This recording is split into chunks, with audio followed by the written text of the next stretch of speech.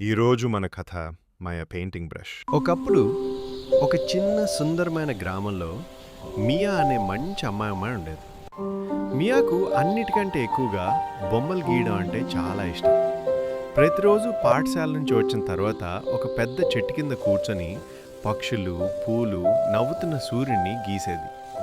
ఒక వర్షంతో కూడిన మధ్యాహ్నం ఇంటికి వెళ్తుండగా బురదలో ఏదో మెరిసే వస్తువు కనిపించింది.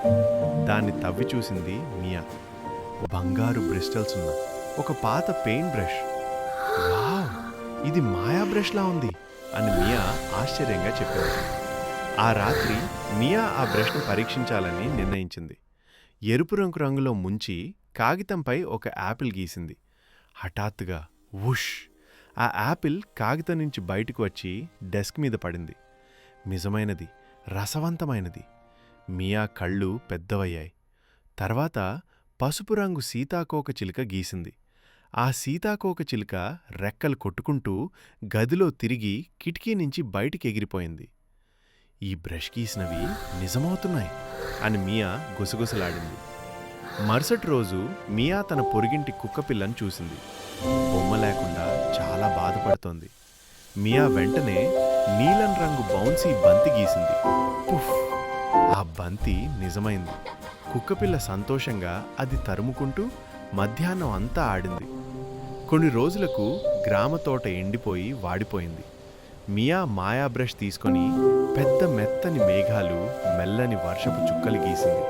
కొద్ది క్షణాల్లోనే నిజంగానే మెల్లని వర్షం కురిసింది. తోట మళ్లీ పచ్చగా మారింది. గ్రామంలో అందరూ నవ్వారు. కానీ మియాకు ఒక ముఖ్యమైన నియమం తెలుసు. మాయని ఎప్పుడూ సహాయం చేయడానికే వాడాలి, అత్యాశ కాదు. అందుకే ప్రతిరోజు మియా చిన్న చిన్న దయలు గీసేది. చలిలో వణుకుతున్న స్నేహితుడికి వెచ్చని స్కార్ఫ్, ఒంటరిగా ఉన్న అమ్మమ్మకు కుకీల బుట్ట, బొమ్మల్లేని పిల్లలకు రంగురంగుల గాలిపటాలు. చూస్తూ ఉండగానే గ్రామం మొత్తం సంతోషంతో నిండిపోయింది. ఎవరైనా అడిగితే ఇదెలా జరిగింది అని మియా నవ్వుతూ ఇలా చెప్పేది. కొంచెం రంగు, కొంచెం దయ అయితే ఏదైనా నిజమవుతుంది.